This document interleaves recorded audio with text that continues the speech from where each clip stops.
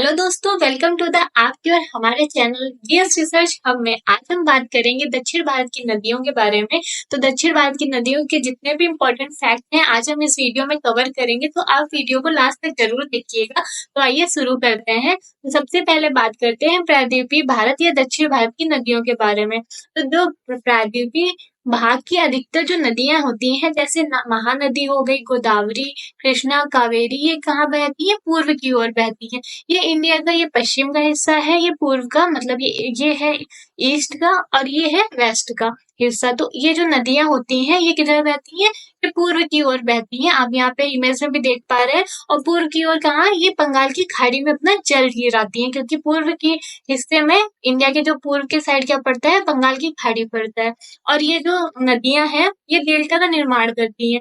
अब समझते हैं कि डेल्टा क्या होता है। तो जो ये नदियां होती हैं जो अपने साथ जो है मिट्टी या गाद लेके आती हैं, वो जो इंडिया की जो बॉर्डर के पास देख पा रहे हैं, समुद्र की बॉर्डर या तटीय हिस्से में ये अपना क्या करती है? इनका जमाव कर देती हैं। और ये प्रोसेस कंटिन्यू चलती रहती है, और ये ऐसे ही जो है तट का निर्माण कर देती है, मतलब डेल्टा का निर्माण कर देती है गाद जमा कर करके। तो इन्हीं को क्या कहते हैं? इन्हीं को डेल्टा कहा जाता है। अब बात करते हैं जो प्रायद्वीपीय भारत में जो नर्मदा है, ताप्ती है और माही, ये जो मुख्य नदियां हैं ये पश्चिम की ओर बहती है। मतलब पश्चिम की ओर किधर? इधर वेस्ट साइड में बहती है। और ये एस्चुरी का निर्माण करती है, मतलब ज्वार नद मुख का निर्माण करती हैं।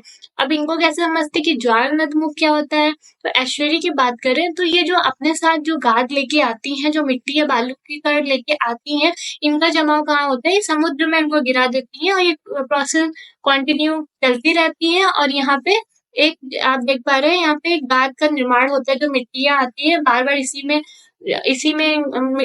नदियों द्वारा डाला जाता है, तो ये ऐसे शेप में निर्माण कर लेती है। और इन्हीं को कहा जाता है एस्चुरी। लेकिन ये कहाँ पे हो रहा है? तटीय भाग पे नहीं हो रहा है, ये समुद्र के हिस्से में हो रहा है। वो समुद्र में ही अपनी जो है गिराती रहती है मिट्टियां, ये नदियां।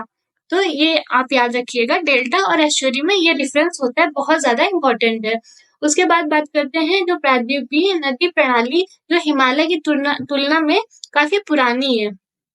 जो ये प्रायद्वीपीय जो नदियां हैं, ये हिमालयी जो नदियां हैं उनकी तुलना में ये बहुत पुरानी है, क्योंकि जो प्रायद्वीपीय ये भाग देख पा रहे हैं ये बहुत पुराना है। उसके बाद हिमालय का निर्माण हुआ था, जिसकी वजह से ये नदियां भी जो है ये पुरानी है।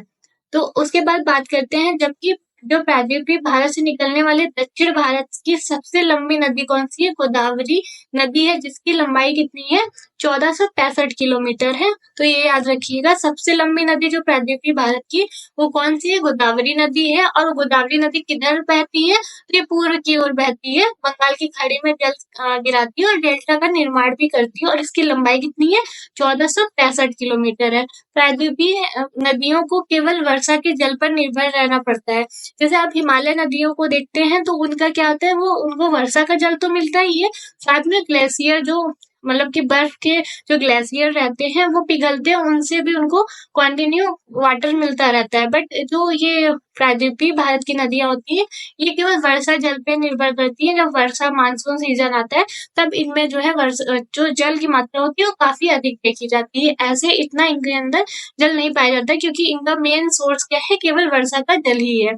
उसके बाद बात करते हैं प्रायद्वीपीय भारत और दक्षिण भारत की नदियों को थोड़ा सा और डिटेल में समझते हैं। तो इनको देखा जाता है दो भागों में बांटा गया है। पहला कौन सा है? बंगाल की खाड़ी में जल गिराने वाली नदियां। और दूसरा कौन से? अरब सागर में जल गिराने वाली नदियां, जैसे अभी हमने इमेज में समझा था। अब इसमें बात करते हैं जो बंगाल की खाड़ी में नदियां जल गिराती हैं, उसमें कौन कौन सी नदियां आती हैं?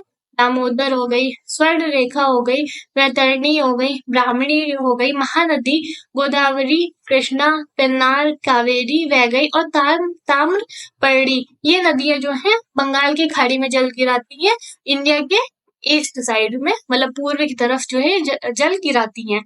वही अरब सागर की नदियों की बात करें तो कौन कौन सी है? भादर नदी, साबरमती नदी, माही नदी, नर्मदा नदी, तापी नदी, मांडवी, जुआरी, सारावती नदी, गंगावेली, पेरियार, भरतपुजा और पंबा नदी। तो इनमें से मोस्ट इम्पोर्टेंट जो नदियां हैं जो अरब सागर में जल गिराती हैं वो कौन कौन सी है? साबरमती नदी, माही, नर्मदा और तापी, ये मोस्ट इम्पोर्टेंट नदियां हैं। इन्हें तो आपको याद रखना ही रखना है। और बाकी इनके अलावा जो नदियां बच जाती हैं वो मोस्टली किधर जाती है, बंगाल की खाड़ी में। तो ये 4 नदियों को आपको बहुत ज्यादा याद रखना है। बाकी सारावती नदी और ज्वारी नदी को भी आप याद रख सकते हैं, ये भी इम्पोर्टेंट हो जाती है। नेक्स्ट हम बात करते हैं बंगाल की खाड़ी में जल गिराने वाली नदियां हैं, इनको याद करने की ट्रिक। क्योंकि मोस्टली क्या होता है कि हम भूल जाते हैं कि कौन सी नदी जो है अरब सागर में जल गिराती है और कौन सी बंगाल की खाड़ी में। तो उसको याद करने की एक ट्रिक है, वो क्या है, महा पर ब्रह्मा की गोद में रेखा का विलय कब तक हुआ। फिर से देखते हैं, महा पर ब्रह्मा की गोद में रेखा का विलय कब तक हुआ। महा से हो जाएगा महानदी, पर से हो जाएगा पेन्नार, ब्रह्मा से हो जाएगा ब्रह्मपुत्र, गोद से हो जाएगा गोदावरी नदी, दा से हो जाएगा दामोदर, रेखा से हो जाएगा स्वर्ण रेखा, का से हो जाएगा कावेरी नदी, वी से हो जाएगा वैतरणी और वैगई, और का से हो जाएगा कृष्णा, ता से हो जाएगा ताम्रपर्णी और हु से हो जाएगा हुगली। तो हमने देखा ये ट्रिक थी, जो बंगाल की खाड़ी में नदियां थी वो जल गिरा रही थी, वो क्या थी, वहां पर ब्रह्मा की गोद में रेखा का विलय कब तक हुआ। 2-3 बार आप इसको पढ़ेंगे, आपको ये ट्रिक याद हो जाएगी। हाँ, बट ये याद रखिएगा, इसमें जो सीक्वेंस से नदियां नहीं है, आपको सीक्वेंस से नदियां मैप से ही याद रखनी पड़ेगी। कि अगर मान लो क्वेश्चन में आता है कि उत्तर से पश्चिम की तरफ या उत्तर से दक्षिण की तरफ या पूर्व से पश्चिम की तरफ अगर अरेंज करने के लिए आता है, तो आपको मैप से ही नदियों को याद करना पड़ेगा। तो हम इधर मैप में भी समझते हैं। तो सबसे पहले हम देखते हैं, सबसे पहले हुगली नदी को देखते हैं। तो ये हुगली नदी है पश्चिम बंगाल में, ये गंगा का ही एक शाखा है। तो ये हुगली नदी, अब हुगली नदी हम क्यों पढ़ रहे हैं, क्योंकि जो ये दामोदर नदी हम देख रहे हैं, ये जो दामोदर नदी देख रहे हैं जो बंगाल की खाड़ी में जल गिराती है, ये किसकी सहायक नदी है, हुगली की ही सहायक नदी है। बाद में जाके ये हुगली में मिल जाती है, उसके बाद ये बंगाल की खाड़ी में जल गिराती है। उसके बाद हम नेक्स्ट देखते हैं स्वर्ण रेखा, स्वर्ण रेखा नदी उसके बाद आती है। उसके बाद हम देखते हैं यहाँ पे वैतरणी नदी, वैतरणी नदी। उसके बाद हम देखते हैं यहाँ पे ब्राह्मणी नदी। तो ये सीक्वेंस भी याद रखिएगा, दामोदर नदी, फिर हमने देखा स्वर्ण रेखा नदी, फिर देखा वैतरणी नदी, फिर ब्राह्मणी नदी। उसके बाद हम बात करते हैं महानदी की।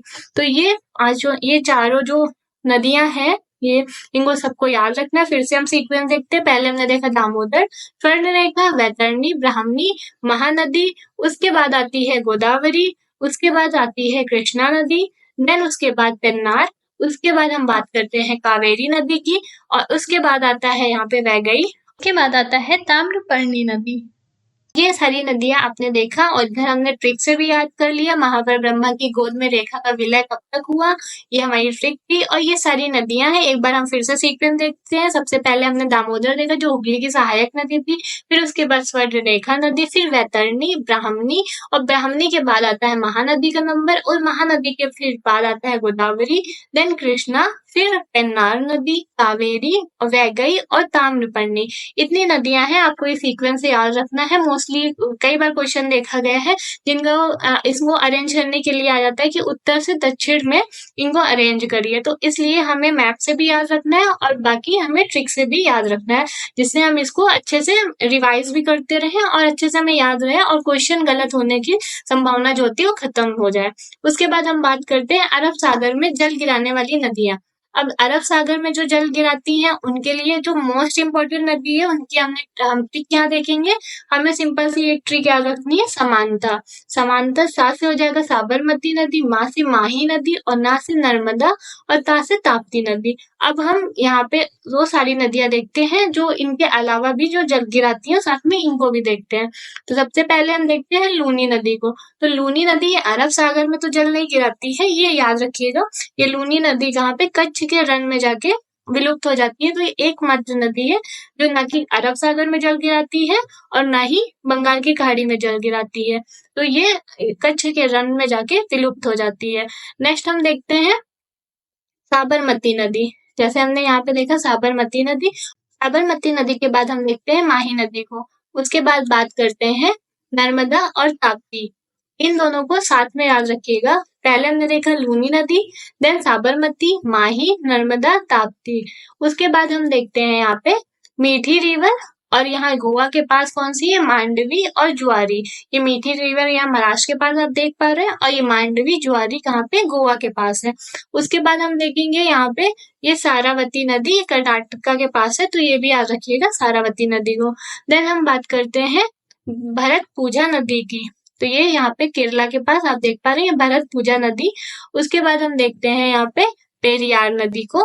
देन हम देखते हैं पंबा रिवर को। तो ये सारी रिवर है, हमें याद रखना है कौन कौन सी है, लूनी, साबरमती, माही, नर्मदा, ताप्ती। ये तो बहुत ज्यादा इंपॉर्टेंट है ऊपर वाली नदियां, इनको तो हमें हर हाल में याद रखना है। उसके बाद देखा हमने मीठी रिवर को, मांडवी जुआरी कहाँ पड़ रही है, ये गोवा में पड़ रही है। कर्नाटक में सारावती नदी पड़ रही है, और भरतपुजा नदी और पेरियार, पंबा, ये केरला के पास आप देख पा रहे हैं कौन सी, भरतपुजा, पेरियार और पंबा। तो ये हमें याद रखना है। ये सारी नदियां कहाँ गिराती है, अरब सागर में जल गिराती है, लूनी नदी को छोड़ के, क्योंकि ये कच्छ के रण में जाके विलुप्त हो जाती है। नेक्स्ट हम देखते हैं ये जो नदियां हैं, जो बहुत ज्यादा इंपॉर्टेंट नदियां हैं, इनके उद्गम स्थल को हम देखते हैं और साथ में इनकी लंबाई को भी देखते हैं। तो ये चार्ट आपको हर हाल में याद रखना है। यहाँ से कई बार नदियों का मतलब जो क्वेश्चन पूछे गए हैं, तो यहाँ से कई बार क्वेश्चंस देखे गए हैं। तो सबसे पहले हम बात करते हैं नर्मदा नदी की। तो ये नर्मदा नदी कहाँ से निकलती है, अमरकंटक मैकाल पर्वत से निकलती है, और इसकी लंबाई कितनी है, 1312 किलोमीटर। तो ऐसे याद रखिएगा 13-12, तो ये आराम से आप याद रख पाएंगे 13-12 ऐसे करके। तो नर्मदा नदी कहाँ से निकलती है, अमरकंटक मैकाल पर्वत में। अब हम देखते हैं इधर इमेज में, इसको देख लेते हैं। नर्मदा और ताप्ती को हमने देखा था, तो वही देख पा रही है नर्मदा, और ये रही ताप्ती। उसके बाद हम देखते हैं ये कहाँ से, ये एक और क्वेश्चन यहाँ से निकल के बनता है कि जो नर्मदा नदी है ये किन दो पर्वत के बीच से होकर निकलती है। तो ये विंध्या और सतपुरा रेंज से ये बीचों बीच में जो है निकलती है। तो कौन से जो है रेंज है, विंध्या और सतपुरा रेंज के बीच में कौन सी नदी निकलती है, नर्मदा रिवर निकलती है। और उसके जस्ट बाद देख पा रहे हैं ताप्ती। तो ये चार चीजें सीक्वेंस याद रखिएगा, विंध्याज, फिर नर्मदा, फिर सतपुरा, फिर ताप्ती। ये चारों का सीक्वेंस आप याद रखिएगा, बहुत ज्यादा इंपॉर्टेंट है। कई बार यहीं से क्वेश्चन घूम घूम के बन जाते हैं। फिर हम बात करते हैं यहाँ पे ताप्ती रिवर की। अब ताप्ती रिवर कहाँ से निकलती है, तो ये मुल्ताई बैतूल जिला मध्य प्रदेश से निकलती है, और इसकी जो लंबाई है कितनी है, 724 किलोमीटर।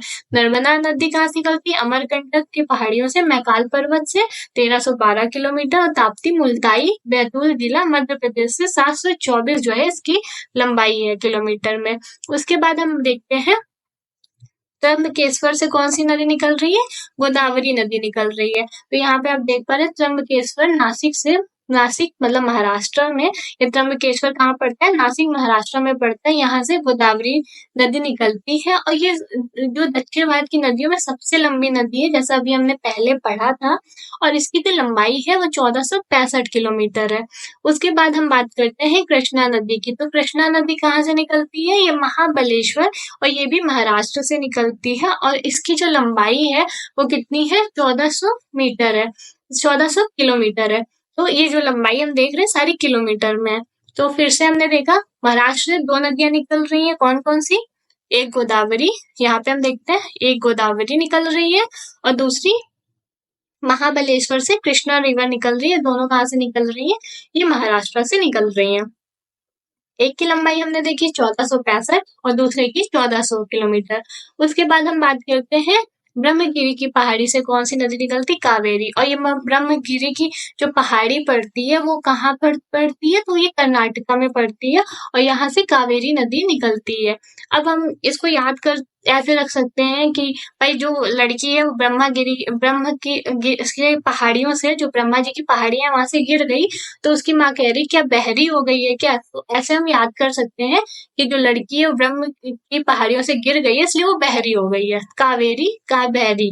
तो ऐसे करके हमने इसको याद कर लिया। तो ब्रह्मागिरी की पहाड़ी कहाँ पड़ती है, कर्नाटक में पड़ती है, और ये कहाँ से, कौन सी नदी है ब्रह्मगिरी पहाड़ी से निकलती है, तो कावेरी नदी निकलती है, और इसकी लंबाई कितनी है, 800 किलोमीटर है। उसके बाद बात करते हैं हम महानदी की। तो महानदी कहाँ से निकलती है, ये सिहावा पहाड़ी से, धमतरी छत्तीसगढ़ से ये नदी निकलती है, और इसकी लंबाई कितनी है, 851 किलोमीटर इसकी लंबाई है। तो हमने देखा कि सिहावा पहाड़ी से महानदी नदी जो महानदी रिवर है वो निकल रही कहाँ से, छत्तीसगढ़ के सिहावा पहाड़ी से। तो ये बहुत ज्यादा इम्पोर्टेंट है। एटलीस्ट अगर आप लंबाई भूल भी जाते हैं तो सबसे ज्यादा इम्पोर्टेंट है गोदावरी की लंबाई, तो 1462 हमें ये याद रखनी है। और बाकी जो है हमें इनके जो ये जो नदियां निकल रही हैं इनके उद्गम स्थल को याद रखना है कि कौन सी पहाड़ी से कौन सी नदी निकल रही है, तो ये हमें याद रखना है। तो अभी हम फिर से इसको रिवाइज करते हैं। तो हमने देखा कि जो नर्मदा रिवर है वो कहाँ से निकल रही है, वो अमरकंटक मैकाल से निकल रही है और विंध्या और सतपुरा रेंज के बीचों बीच से ये नदी निकलती है। उसके बाद हमने देखा ताप्ती रिवर को, तो ये मुल्ताई बैतूल जिला से मध्य प्रदेश से निकलती है ताप्ती रिवर, तो ये हमें याद हो गया। उसके बाद हम बात किए थे किसकी, गोदावरी की, तो ये त्र्यंबकेश्वर की पहाड़ी से निकलती है गोदावरी नदी। तो हमने गोदावरी नदी को ऐसे याद कर लिया कि जो है बच्चा अपनी माँ की गोद में जाने के लिए साले तिगड़म भिड़ाता है कि मतलब हमको मेरी माँ जो है गोद में ले लें। तो ऐसे हमने याद कर लिया कि गोदावरी नदी कहाँ से निकलती है, त्र्यंबकेश्वर की पहाड़ी से निकलती है। उसके बाद बात करते हैं कृष्णा रिवर की, तो ये कहाँ से निकल रही है, महाबलेश्वर से निकल रही है। तो जो कृष्ण भगवान थे उनके पास बहुत ज्यादा बल था, वो पूरा बल लगा के जो नाग था वो काली नाग की उसको जो हरा भी दिया था सारा बल लगा के। तो महाबलेश्वर ऐसे याद रखिएगा कि महाबलेश्वर जो है ये कहाँ, ये पहाड़ी से कौन सी नदी निकल रही है, तो ये कृष्णा रिवर निकल रही है। उसके बाद ब्रह्मगिरी की पहाड़ी से कौन सी नदी निकल रही है, तो कावेरी। तो हमने ऐसे याद किया कि ब्रह्मा जी की पहाड़ियों से लड़की गिर गई और वो बहरी हो गई, तो कावेरी। तो ऐसे करके हमने ये सारे जो है रिवर और उनका जो उद्गम स्थल है वो याद कर लिया।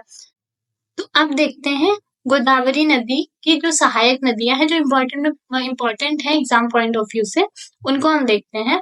तो गोदावरी नदी की जो सहायक नदियां हैं उनको याद करने की जो ट्रिक है वो क्या है, इंदिरा का पूरा प्राण पेन में बसा है। क्या है, इंदिरा का पूरा प्राण पेन में बसा है। अब इंदिरा से हो जाएगा इंद्रावती नदी, और पूरा से पूर्णा, प्राण से प्राणहिता, और पेन से क्या हो जाएगा, पेन गंगा और वेन गंगा। इन दोनों को साथ में याद रखना है, पेन गंगा और वेनगंगा। और मे से हो जाएगा मंजीरा, और बा से हो जाएगा वर्धा, और सा से हो जाएगा सावरी।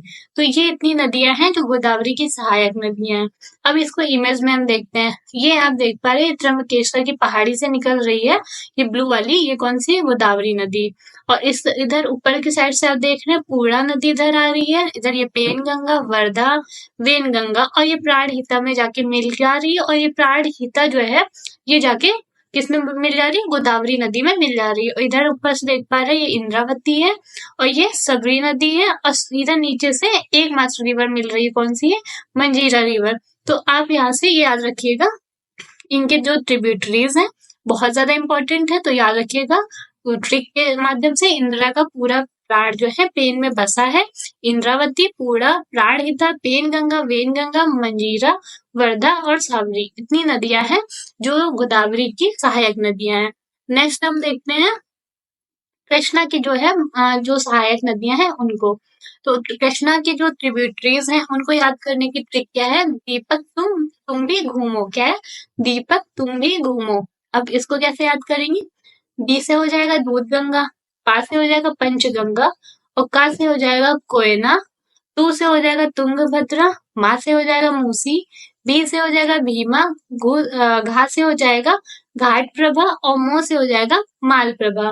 फिर से देखेंगे, दीपक तुम भी घूमो, दूध गंगा, पंचगंगा, कोयना, तुंगभद्रा, मूसी, भीमा, घाट प्रभा और माल प्रभा, ये सभी क्या है, कृष्णा की सहायक नदियां हैं। अब ये महाबलेश्वर से निकल रही है कृष्णा रिवर। ऊपर से देख रहे हैं आप भीमा मिल रही है, और इधर से मूसी, इधर से आप देखेंगे कोयना, घाट प्रभा, माल प्रभा, और तुंग और भद्रा जाके तुंगभद्रा रिवर बनाती है, और ये जाके मिल जाती है कृष्णा नदी से। तो ये सभी हैं कृष्णा की सहायक नदियां, तो याद रखिएगा बहुत ज्यादा, ये भी इम्पोर्टेंट है। नेक्स्ट हम बात करते हैं कावेरी की जो है, जो इम्पोर्टेंट नदियां हैं जो कावेरी में आके मिल जाती हैं, तो उनकी बात हम करते हैं। कावेरी का जो नदियों को याद करने का ट्रिक है सहायक नदियों की, वो क्या है, कावेरी का भाव अमर है। क्या है, कावेरी का भाव अमर है। कावेरी से तो हो जाएगा कावेरी नदी, का से हो जाएगा काबिनी, भा से भवानी, आ से अमरावती, और है से हेमावती। तो ये ट्रिक है, आप भूल जाएंगे तो आप एक बार लिख लीजिए कहीं पे, उसके बाद इसको एक दो बार देखते रहिएगा, आपको आराम से याद हो जाएगा। फिर से देखते हैं, कावेरी का भाव अमर है। का से हो जाएगा काबिनी, भा से हो जाएगा भवानी, आ से हो जाएगा अमर से हो जाएगा पूरा अमरावती, और हा से हो जाएगा हेमावती। अब ब्रह्मगिरी की पहाड़ी से कावेरी नदी आप यहाँ देख पा रहे निकल रही है, इधर से हेमावती आ रही है, इधर से काबिनी, भवानी और अमरावती रिवर जो है कावेरी में जाके मिल जा रही है। नेक्स्ट हम देखते हैं महानदी के जो है सहायक नदियां जो हैं उनके बारे में देखते हैं। तो हम इसको याद करेंगे, जो महानदी की सहायक नदी है, तो हम इसको एक स्टोरी से याद करेंगे। इनके जो ये जो ट्रिब्यूटरीज हैं, जो एक मतलब कोई इंसान है उसके अंदर क्या होता है भाई, बहुत ऐब होता है। तो वो सामने वाला एक इंसान है, वो उसके अंदर वो बहुत सही है, तो उसको गाइडेंस दे रहा है कि आप जो है ना अपने अंदर का जो है ऐब खत्म करिए, जो ऐब है आपके अंदर उसको खत्म करिए और लोगों से हंस के रहा करिए, और जाके डेली सुबह जो है शिव जी को तेल चढ़ाइए। आप जो है ना अपने अंदर का जो ऐब है वो खत्म करिए, और जो है हंस के सबसे रहिए, और जाके शिव जी को डेली तेल चढ़ाइए। तो ये हमारी थी ट्रिक। अब हम इसको समझते हैं। ऐब से हो जाएगा ईब नदी, यहाँ पे आप देख पा रहे हैं। तो ऐब से हो जाएगा ईब नदी, हस से हो जाएगा हसदेव नदी, जाके हो जाएगा जोंक नदी, और शिव जी से हो जाएगा शिवनाथ, और तेल से तेल नदी। तो ये हमारी ट्रिक थी, और ये सारी नदियां। अब हम महानदी को देखें तो ये सिहावा पहाड़ी से निकलती है, छत्तीसगढ़ के पास से। उसके बाद हम देखें, इधर से शिवनाथ नदी मिल रही है, इधर हसदेव नदी, ये ईब और जोंक और तेल ये नीचे से आप देख पा रहे हैं। तो ये सभी नदियां जाके महानदी से मिल जाती है। तो ये थी ट्रिक, और ये थी सभी महानदी की सहायक नदियां। अब हम देखते हैं और जो नदियां हैं जो इम्पोर्टेंट हैं, तो उनको अब हम समझते हैं। अब यहाँ से हम वो नदियां देखेंगे जो इम्पोर्टेंट हैं, और उनके फैक्ट जो है एग्जाम में पूछे जाते हैं। तो केवल उनका जो है उद्गम स्थल पूछ लिया जाता है, या फिर वो उनकी सहायक नदी पूछ ली जाती है। तो वैसी नदियां अब हम कवर करेंगे। जितना भी इम्पोर्टेंट था इससे पहले, वो बहुत ज्यादा इम्पोर्टेंट है, क्योंकि वो प्रीवियस ईयर में कई बार पूछा गया है। बाकी ये भी इम्पोर्टेंट है, बट वो पिछला पोर्शन अभी हमने जो देखा है वो बहुत ज्यादा इम्पोर्टेंट है। तो अब हम समझते हैं दामोदर रिवर के बारे में। तो जो दामोदर नदी है, इसको हम पहले मैप में देखते हैं। तो दामोदर नदी आप ये यहाँ पे देख पा रहे हैं, ये ग्रीन वाला पोर्शन, और ये हुगली नदी में जाके मिल जाती है, और ये हुगली नदी ही बंगाल की खाड़ी में मिल जाती, वहाँ जल अपना गिरा देती है। तो दामोदर नदी की बात करें तो ये छोटे नागपुर के पठार से निकलती है, और ये कहाँ से बहती है, जो ये भ्रंश घाटी से प्रवाहित होती है, और उसके बाद क्या होती है, हुगली नदी में मिल जाती है। अब बात करते हैं भ्रंश घाटी क्या होती है। तो भ्रंश घाटी क्या होती है कि जब ये पूरा जो है पोर्शन क्या होता है, एक जो एरिया होता है, फर्श मतलब चट्टान होती है, वो एकदम बराबर होती है। उसके बाद ये चट्टान में क्या होता है कि अंदर से जो है पृथ्वी के अंदर से बल पड़ता है, और ये चट्टान के जो बीच वाला जो पोर्शन है वो क्या होता है, अंदर की तरफ ये धंस जाता है, और ये जैसे इस टाइप का शेप बना लेता है। और तो ये क्या होता है कि इधर का जो पोर्शन है, इधर का आप देख पा रहे हैं, और इधर का, तो ये उठा उठा लगने लगता है। तो ये ऐसा लगता है कि मतलब ये पहाड़ टाइप का बन जाता है, जबकि ये पहाड़ नहीं है। ये जो बीच का चट्टान है ये अंदर की तरफ चला गया है। तो इस टाइप की जो शेप होते हैं इनको क्या बोलते हैं, भ्रंश घाटी। तो जो दामोदर नदी है ये इसी भ्रंश घाटी से होते हुए बहती है। तो ये हमने देख लिया कि भ्रंश घाटी से छोटा नागपुर पठार से निकलती है, भ्रंश घाटी से होते हुए बहती है, और हुगली नदी में मिल जाती है। अब दामोदर नदी जो है प्रत्यक्ष रूप से बंगाल की खाड़ी में जल ना गिराकर हुगली नदी के माध्यम से अपना जल बंगाल की खाड़ी में गिराती है। अभी हमने मैप में आपको समझाया था, तो वही बात यहाँ पे लिखी गई है। नेक्स्ट हम देखते हैं स्वर्ण रेखा नदी। अब स्वर्ण रेखा नदी की बात करते हैं, तो इसको भी हम मैप में देखते हैं। तो मैप में आप देख पा रहे हैं स्वर्ण रेखा नदी, ये ब्लू वाली, ये दामोदर नदी के जस्ट नीचे स्वर्ण रेखा नदी ये जाके बंगाल की खाड़ी में अपना जल गिराती है। अब स्वर्ण रेखा नदी की बात करें तो झारखंड की राजधानी रांची के समीप से निकलकर 3 राज्यों में बहती है। कौन कौन से राज्य हैं ये? झारखंड, उड़ीसा और पश्चिम बंगाल से होते हुए ये उड़ीसा के तट पर अपना मुहाना बनाती है। तो जो स्वर्ण रेखा नदी है ये कहाँ से निकलती है? ये झारखंड मतलब रांची के समीप समीप जो है ये झारखंड के पास से निकलती है, और ये 3 राज्यों से बहती है, कौन कौन से? यहाँ पे झारखंड के पास है, और इधर पश्चिम बंगाल का पोर्शन पड़ता है, और इधर ये उड़ीसा के पास मुहाना बनाती है, और उसके बाद ये बंगाल की खाड़ी में मतलब अपना जल गिरा देती है। तो हमने ये चीज देख ली, मैप में भी देख ली। उसके बाद देखते हैं, छोटा नागपुर पठार एक औद्योगिक क्षेत्र है, इसलिए औद्योगिक इकाइयों से निकलने वाला जो अवशिष्ट पदार्थ है वो स्वर्ण रेखा नदी में गिराया जाता है, जिसके कारण स्वर्ण रेखा नदी जो है बहुत ज्यादा प्रदूषित हो चुकी है, और प्रदूषण के कारण कारण जो है इस नदी में जलीय जंतु नहीं पाए जाते हैं, जिसके कारण जो स्वर्ण रेखा नदी है को जैविक मरुस्थल कहते हैं। तो ये जो स्वर्ण रेखा नदी है ये कहाँ पे पड़ती है? छोटा नागपुर के पठार के आसपास का एरिया पड़ता है यहाँ पे, क्योंकि हमने देखे ये झारखंड उड़ीसा पश्चिम बंगाल और उड़ीसा से होते हुए बंगाल की खाड़ी में जाती है। तो ये झारखंड का जो छोटा नागपुर वाला एरिया है ये औद्योगिक रूप से मतलब यहाँ पे कारखाने वगैरह काफी देखे जाते हैं, तो जिसकी वजह से जो कारखाने के जो गंदगी या प्रदूषण है वो कहाँ मिला दिया जाता है? इस नदी में जाके गिरा दिया जाता है, और इसकी वजह से इसमें क्या होता है, कोई भी जलीय जंतु नहीं पाए जाते हैं, क्योंकि बहुत ज्यादा प्रदूषित हो चुकी है, और जिसके कारण इस नदी को जैविक मरुस्थल कहा जाता है। तो सीधा सीधा ये पूछा जा सकता है कि कौन सी नदी है जिसे जैविक मरुस्थल कहा जाता है, तो वो कौन सी नदी हो जाएगी? स्वर्ण रेखा नदी हो जाएगी। झारखंड का जो प्रमुख शहर है जमशेदपुर, ये स्वर्ण रेखा नदी के तट पर जो है स्थित है। तो झारखंड का जो शहर कौन सा? जमशेदपुर, ये कहाँ पे है? इस स्वर्ण रेखा नदी के तट पर स्थित है, तो ये याद रखिएगा, बहुत इंपॉर्टेंट है जमशेदपुर।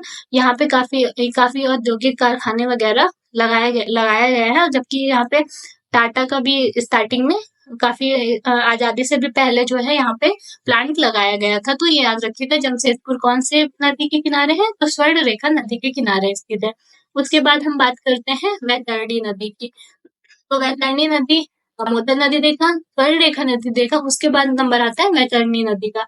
तो वैतरणी नदी कहाँ से निकलती है? उड़ीसा की क्यूझर पठार से निकलती है और उड़ीसा के तट पर अपना जल गिराती है। तो वैतरणी नदी से बस इतना इंपॉर्टेंट है, ये कहाँ से निकलती है? तो उड़ीसा के क्योंझर पठार से ही निकलती है। नेक्स्ट हम बात करते हैं नेक्स्ट नदी की, तो वो आती है महानदी। महानदी के बारे में हमने अभी काफी पढ़ा है, उसको हम सारी चीजें रिवाइज कर लेते हैं, और जो चीजें छूट गई हैं वो यहाँ पे कवर कर लेंगे। तो महानदी की बात करते हैं, तो ये छत्तीसगढ़ के दंडकारण्य पठार से निकलती है और उड़ीसा के कटक शहर के पास अपना डेल्टा बनाती है। तो ये महानदी जो कहाँ से निकलती है? ये छत्तीसगढ़ में एक पठार पड़ता है, उसका नाम क्या है? दंडकारण्य पठार है, और उससे ये निकलती है, और ये कटक शहर के पास जो है डेल्टा बनाती है। जैसे अभी हमने देखा था कि जो इस साइड नदियां गिर रही बंगाल की खाड़ी की साइड, वो क्या बनाती है? डेल्टा बनाती है। तो ये डेल्टा कहाँ बना रही है? जहाँ कटक शहर पड़ता है उड़ीसा का, वहां पे ये डेल्टा का निर्माण करती है। तो ये इंपॉर्टेंट हो जाता है कि महानदी कहाँ से निकलती है? तो छत्तीसगढ़ के दंडकारण्य पठार से निकलती है। उसके बाद बात करते हैं छत्तीसगढ़ में महानदी की घाटी को छत्तीसगढ़ बेसिन कहते हैं, और छत्तीसगढ़ बेसिन को धान का कटोरा कहते हैं। तो जो महानदी की जो यहाँ पे जो बहती है महानदी छत्तीसगढ़ के एरिया में, उसको क्या बोलते हैं? छत्तीसगढ़ बेसिन बोला जाता है, और ये जो इस नदी की वजह से इसको यहाँ पे धान की खेती काफी अच्छी हो जाती है, जिसकी वजह से यहाँ इसको क्या बोलते हैं? धान का कटोरा कहा जाता है। नेक्स्ट हम बात करते हैं इस नदी का जो 53% अफवाह बेसिन मध्य प्रदेश और छत्तीसगढ़ में है, जबकि 47% उड़ीसा में स्थित है। तो इतना इम्पोर्टेंट नहीं है कि आप इन डिजीज को याद रखें, बट हाँ ये याद रखिएगा, इसका जो अपुआ बेसिन है, मतलब जो ये नदी बहती है वो कहाँ कहाँ से होकर बहती है?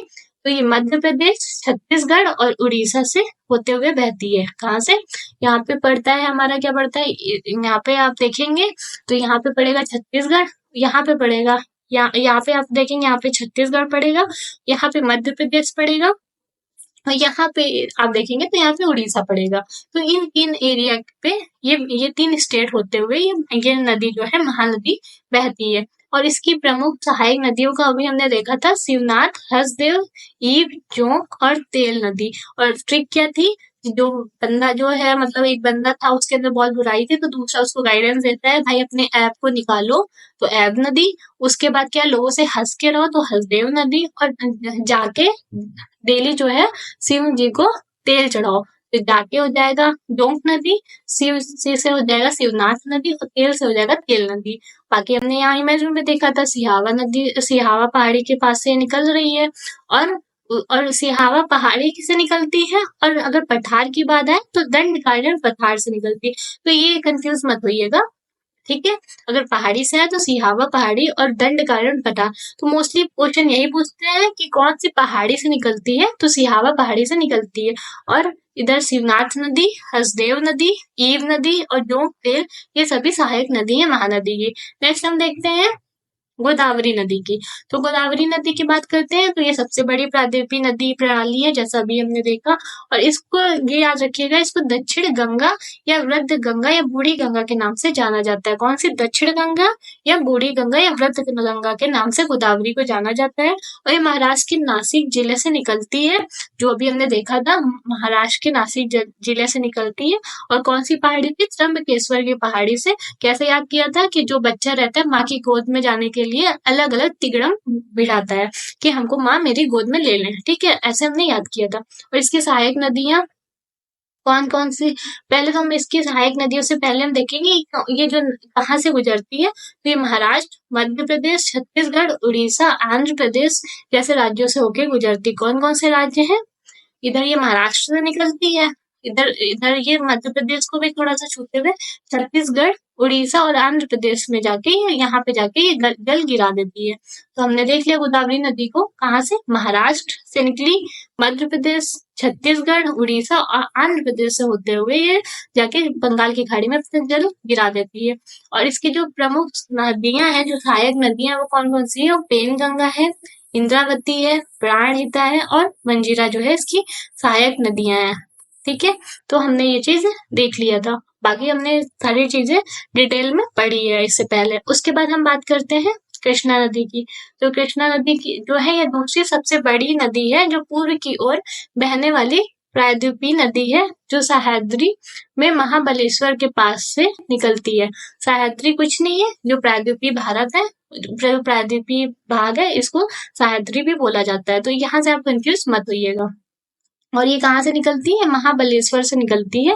महाबलेश्वर, ऐसा हमने याद किया था, कृष्णा जी भाई बहुत बलशाली थे, तो उन्होंने कालिया नाग को मारने के लिए हराने के लिए पूरा बल लगा दिया था। तो महाबलेश्वर से कौन सी नदी निकलती है? कृष्णा नदी निकलती है। और ये दूसरी बात ये याद रखने हैं कि अभी सबसे ज्यादा जो लंबी नदी है कौन सी थी? गोदावरी नदी। उसके बाद इसका नंबर आता है वो कौन सी? कृष्णा रिवर है। इसकी जो सहायक नदी है कोयना, तुंगभद्रा, मूसी और भीमा इसकी प्रमुख सहायक नदियां हैं। और ये जो बंगाल की खाड़ी में गिरने से पहले कहाँ कहाँ से होकर गुजरती है? तो महाराष्ट्र से, क्योंकि यहाँ से तो ये निकल ही रही है, और कर्नाटक, तेलंगाना और आंध्र प्रदेश राज्यों से होकर ये बहती है। उसके बाद बात करते हैं जो आंध्र प्रदेश की राजधानी हैदराबाद है, वो मूसी नदी पर स्थित है। और मूसी नदी किसकी सहायक नदी है? वो कृष्णा की सहायक नदी है। यहाँ पे आप इमेज में भी देख पा रहे हैं, और इसको हमने अभी डिस्कस भी किया है। नेक्स्ट हम बात करते हैं नेक्स्ट नदी की, तो वो कौन सी है? पेन्नार। तो पेन्नार रिवर की बात करते हैं, पहले इसको मैप में देखते हैं। ये आप देख पा रहे हैं, ये है पेन्नार। पेन्नार नदी कृष्णा नदी और कावेरी नदी के मध्य में प्रवाहित होती है। तो सबसे इम्पोर्टेंट चीज क्या है कि क्वेश्चन ये आ सकता है कि कौन सी नदी है जो कृष्णा और कावेरी के बीचों बीच में प्रवाहित होती है, इन दोनों के मध्य में प्रवाहित होती है। तो वो कौन सी है? पेन्नार रिवर है, ठीक है। और पेन्नार नदी आंध्र प्रदेश में प्रवाहित होने वाली महत्वपूर्ण नदी है। तो इसकी लोकेशन की बात करें तो ये कहाँ प्रवाहित होती है, कहाँ से बहती है? तो ये आंध्र प्रदेश में बहती है। और पेन्नार नदी कर्नाटक में कोलार नामक स्थान से निकलती है और आंध्र प्रदेश में अपना मुहाना बनाती है। मतलब ये जो इसका ओरिजिन है, ये कहाँ से निकलती है? तो बात करते हैं तो कर्नाटक के कोलार नामक स्थान से निकलती है यहाँ पे कर्नाटक के, और वो जाके आंध्र प्रदेश में जाके अपना मुहाना बनाती है। उसके बाद बंगाल की खाड़ी में जो है ये जाके मिल जाती है। तो हमने पेन्नार नदी के बारे में समझा, क्या क्या समझा कि कृष्णा और कावेरी के बीच में पड़ रही है, वो कर्नाटक के कोलार नामक स्थान से निकल रही है और आंध्र प्रदेश में मुहाना बना के बंगाल की खाड़ी में जाके मिल जा रही है। इतना हमें यहाँ से याद रखना है।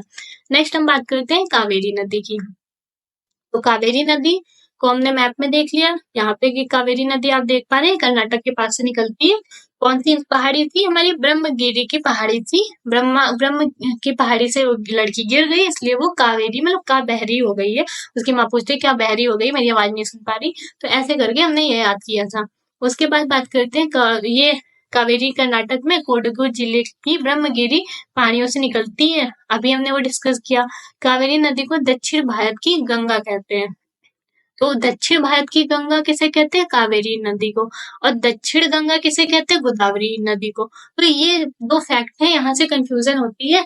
अगर आपको अगर आपको ज्यादा वेटेज मिल जाता है, मतलब ज्यादा वर्ड्स मिल जाते हैं, जैसे यहाँ पे क्या आ रहा है दक्षिण भारत की गंगा, तो कावेरी पे जाना है, क्योंकि इसके पास क्या है वर्ड कम है। तो हम ज्यादा बड़ा वाला वर्ड लेंगे तो और बड़ा हो जाएगा सेंटेंस। ऐसे हम याद कर रहे हैं, ठीक है।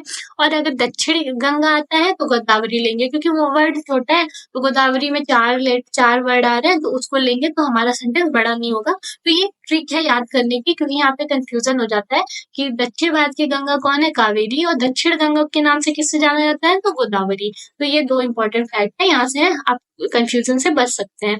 उसके बाद हम बात करते हैं इसकी जो महत्वपूर्ण सहायक नदियां हैं वो कौन सी देखी थी हमने? हेमावती, भवानी, काबिनी और अमरावती। तो ये हमने याद किया था। और यहाँ पे आप देख पा रहे हैं ये ब्रह्मगिरी पहाड़ी से निकल रही है। इधर हेमावती, काबिनी, भवानी, अमरावती इसकी सहायक नदियां हैं। उसके बाद बात करते हैं ये कर्नाटक, केरल और तमिलनाडु राज्यों से दक्षिण पूर्व दिशा में बहती है और पौंडीचेरी से होते हुए बंगाल की खाड़ी में गिरती है। तो ये याद रखना है कहाँ कहाँ से बहती है ये हमने देखा कर्नाटक से तो निकल ही रही है।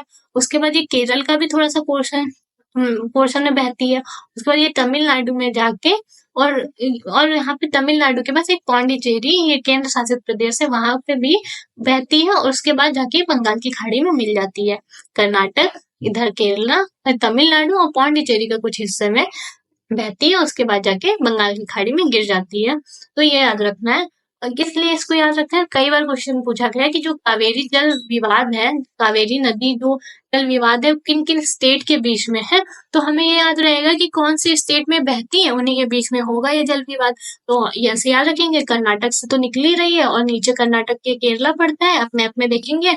इससे पहले मैंने वीडियो भी डाला है, अगर आपको मैप में इशू है कि कौन सा स्टेट कहाँ पे पड़ता है तो आप वहां से देख लीजिएगा। तो यहाँ पे कर्नाटक से निकल रही है, कावेरी का थोड़ा सा पोर्शन में, कावेरी नदी है, केरला के भी थोड़ा सा पोर्शन में जाती है। और इधर तमिलनाडु में ही केंद्र शासित प्रदेश से छोटा सा पोर्शन ही पड़ता है।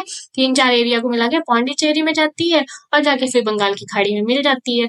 उसके बाद बात करते हैं कावेरी नदी की जो घाटी है ये धान उत्पादन के लिए प्रसिद्ध है, इसलिए कावेरी नदी घाटी को दक्षिण भारत के धान का कटोरा, rice ball of south India कहते हैं।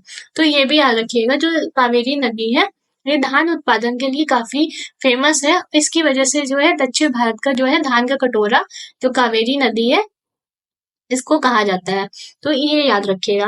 नेक्स्ट हम बात करते हैं नेक्स्ट नदी की, तो वो कौन सी है? वैगई नदी। तो वैगई नदी की बात करते हैं।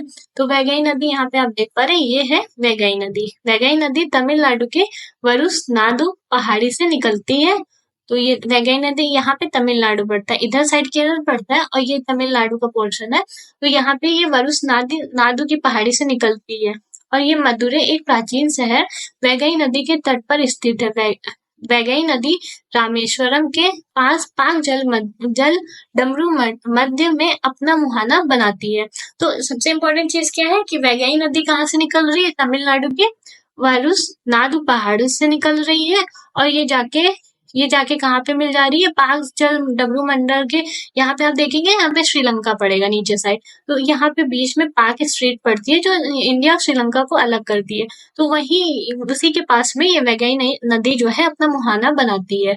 तो उसके बाद ये बात करते हैं कि जो मदुरै है, मदुरै आप देखेंगे इतिहास में पढ़ेंगे हिस्ट्री में, तो मदुरै बहुत प्राचीन शहर था। तो वो कहाँ पड़ता है? इसी नदी के तट पे, वैगई नदी के तट पे मदुरै शहर पड़ता है। तो ये 3 बातें हैं, यहाँ से आप याद रखिएगा। उसके बाद आती है ताम्रपर्णी नदी।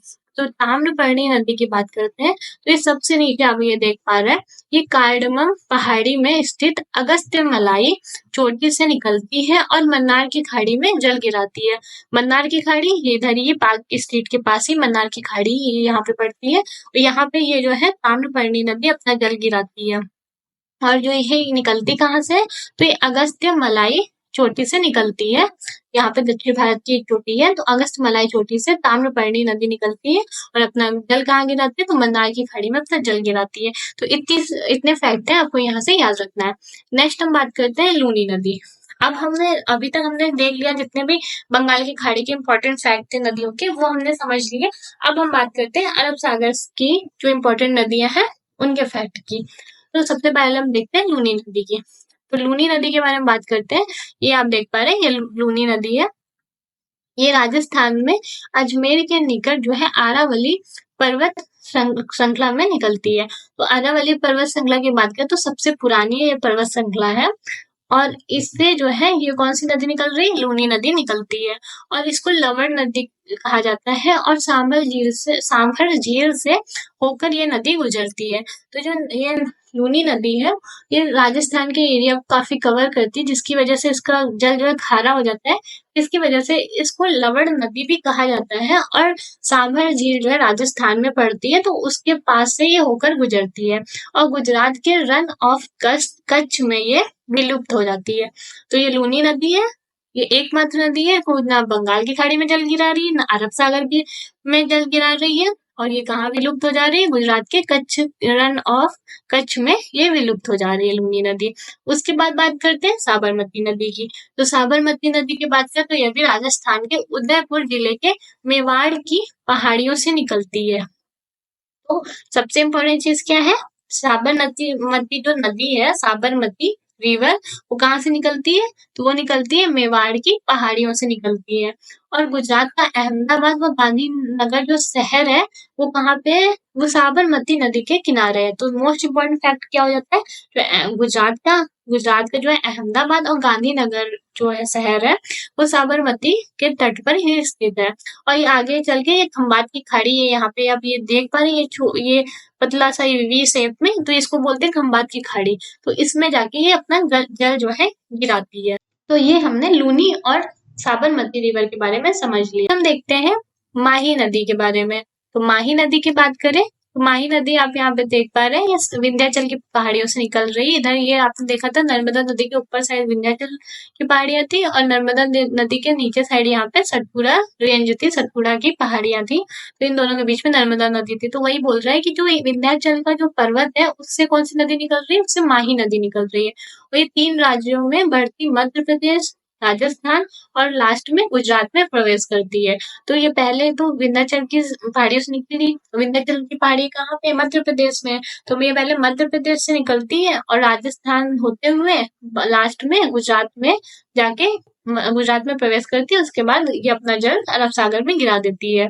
उसके बाद इसकी बात करें तो ये एक इम्पोर्टेंट फैक्ट क्या है कि ये जो एकमात्र रिवर है जो कर्क रेखा को 2 बार काटती है। ये कर्क रेखा को 2 बार काटती है। कैसे, आप यहाँ पे देख रहे हैं, ये थोड़ा सा टर्न हो जा रही है और यहाँ पे सीधा एक ये, जैसे ये आप यहाँ बॉक्स देख पा रहे हैं, ऐसे करके एक कर्क रेखा जाती है। ये बॉक्स को मान लीजिए ये कर्क रेखा है और ये एक बार इधर से ऐसे ऊपर जा रही काट रही है, फिर नीचे आ रही काट रही है। तो ये 2 बार जो है कर्क रेखा को काटती है। नेक्स्ट हम नदी को देखते हैं, तो नेक्स्ट है नर्मदा नदी। नर्मदा नदी की बात करते हैं तो ये विंध्या और सतपुड़ा रेंज के बीचों बीच से होकर गुजरती है। तो आप इसमें देख पा रहे हैं सबसे बड़ी, ये प्रायद्वीपीय क्षेत्र की सबसे बड़ी और पश्चिम में बहने वाली नदी है। अगर हम ओवरऑल देखें जितनी प्रायद्वीपीय नदियां हैं उसमें सबसे बड़ी गोदावरी थी, लेकिन अगर हम देखें कि जो पश्चिम की ओर जो जल गिरा, जो अरब सागर की ओर जल जो है अपना गिरा रही है, उसमें से सबसे बड़ी कौन सी है, तो उसमें से नर्मदा रिवर सबसे बड़ी हो जाती है। तो ये हमने देखा, ये प्रायद्वीपीय क्षेत्र की सबसे बड़ी और पश्चिम में बहने वाली नदी है, जो विंध्या उत्तर और सतपुड़ा रेंज दक्षिण के बीच में एक भ्रंश घाटी से होकर बहती है। तो यहाँ से हमने 3 फैक्ट कवर किए। क्या क्या, सबसे इम्पोर्टेंट चीज क्या है कि पश्चिम की ओर बहने वाली सबसे बड़ी रिवर है। दूसरी बात है कि उत्तर में इसके क्या है, विंध्या है। ये नॉर्थ का ही तो पोर्शन है, उत्तर में इसके विंध्या है और नीचे साइड में दक्षिण में सतपुड़ा रेंज है। और उसके बाद बात करते हैं तो ये भ्रंश घाटी से होकर बहती है। अभी भ्रंश घाटी हमने बात किया था, हमने आपको समझाया था जब दामोदर की बात आई थी, दामोदर रिवर की, कि एक चट्टान की टाइप का ऐसे चट्टान थी, उसमें क्या होता है कि जो नीचे वाला बीच का पोर्शन है वो अंदर की तरफ धंस जाता है, जिसकी वजह से इधर बगल-बगल में ऐसे ऊँचे-ऊँचे पहाड़ी टाइप की लगती है, तो जैसे लगता है वो पहाड़ है, बट वो एक्चुअल में पहाड़ नहीं, क्योंकि बीच वाला पोर्शन अंदर चला गया है, जिसकी वजह से वो पहाड़ टाइप की लगती है। और जो अंदर पोर्शन चला गया है, धँस गया है, उसी से होते हुए नदियाँ बहती हैं, उसी को क्या कहते हैं, भ्रंश घाटी कहते हैं। तो नर्मदा रिवर जो है उसी भ्रंश घाटी से होते हुए बहती है, और ये मध्य प्रदेश के अमरकंटक के पास मैकाल श्रेणी से निकलती है। तो हमने देखा था ये जो मध्य प्रदेश से नर्मदा रिवर जो है मध्य प्रदेश से अमरकंटक के पास से मैकाल श्रेणी में से निकलती है। ये हमने अभी उसमें भी पढ़ा था, जब हमने चार्ट देखा था तो उसमें भी देखा था। और इसकी जो सहायक नदियां हैं वो कौन सी, हिरन, ओरस ओरसंग, बरना और कोलार, ये जो है ये इम्पोर्टेंट सहायक नदियां हैं। फिलहाल इनका अभी पूछा तो नहीं गया है, अगर आप प्रीवियस ईयर देखेंगे इतना तो आप बट याद रख सकते हैं कौन कौन सी है, हिरन, ओरसंग, बरना और कोलार, ये जो है इसकी सहायक नदियां हैं। और नर्मदा बेसिन मध्य प्रदेश, महाराष्ट्र, गुजरात के कुछ हिस्से को कवर करती है। तो नर्मदा बेसिन की बात करें, जो नर्मदा नदी है वो कहाँ कहाँ से होते हुए बहती है, मध्य प्रदेश से तो निकल ही रही है, उसके बाद ये महाराष्ट्र में जाके थोड़ा सा गुजरात में जाके ये जाके फिर अरब सागर में मिल जाती है। उसके बाद बात करते हैं, इसी नदी पर सरदार सरोवर परियोजना का निर्माण किया गया है।